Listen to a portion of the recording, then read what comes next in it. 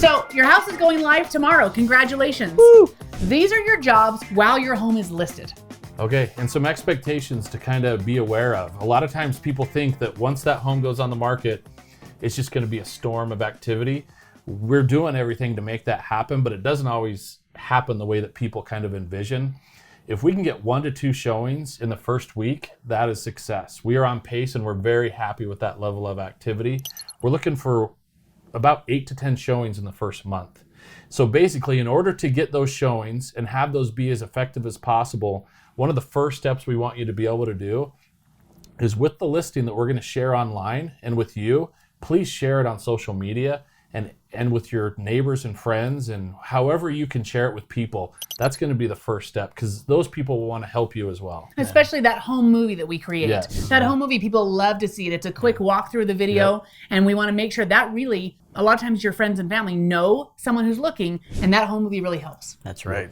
The second thing is have your home show ready all the time. What does that mean? Well, make sure it's tidy, make sure it's smelling good. If you need to, grab your neighbor, walk them through your house just to point out things that may not stand out to you that they may notice. Yeah. And a lot of times if you can keep it show ready, it seems like when you're waiting for those 1 or 2 showings during the week, that one day when you decide not to have it show ready, that's when you're going to get the phone call saying someone wants to show your house. Yeah. So every morning, make the beds.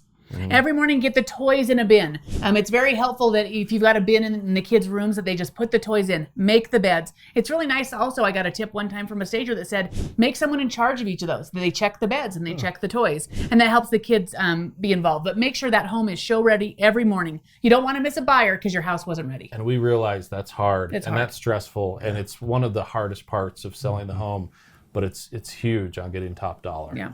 We don't want a buyer to say, hey, you're not ready, so I'm going to keep looking and make an offer somewhere else when we could have captured Huge them. point, because if they aren't able to look at it when they want to look at it, the odds of them ever coming back, they probably won't. Because those urgent buyers, I have to make an offer. They're out there and they're ready to be done showing. Yeah, because the agent's setting up that appointment. They're looking at a number of homes. They're probably never going to come back. So we have to do whatever we can to let them see it when they want to look at it. So predetermine what you're going to do with your pets.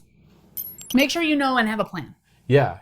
I mean, that's another hard part, is because the pets are part of the family and we don't know what to be able to do. But these showings, they might only give you an hour notice, and have a game plan in place to where your pets can be taken care of, because some people are terrified of pets and they won't show it. So we have to have that plan B for those pets if we can't get there quickly. So what if someone knocks on the door? People may come and knock on your door and they'll want to see your house.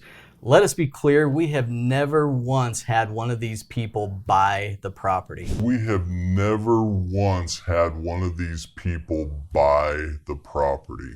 So when that happens, if it does, do not let them in. Get their information and let us call them and go through the proper channel. Or call our office right then. We'll send somebody over. Yeah. Let's talk about a realtor. So if a realtor knocks on the door, now this is a little bit different. Yeah. Now they know the process. They know they're supposed to make appointments. But if they're out showing a buyer and they drive by and they didn't maybe have that on the list, especially if it's a brand new listing, man, we'd like that buyer to see it. So if you can, it'd be great. But what you can do is have the realtor give our office a call so we can kind of vet, we know it's there. Also, they've got to be able to open the key box. If they're knocking on your door because they can't open the key box, that's a no-go. If they're knocking on your door because they can't open the key box, that's a no-go. That's right. If they don't have the access to that, that's a pretty big red flag. But if they have a key, call us. And then when they show, if you can, you're going to leave the house. Yeah, and by them using the key box, we'll be notified that they're there and we'll be able to follow up with feedback.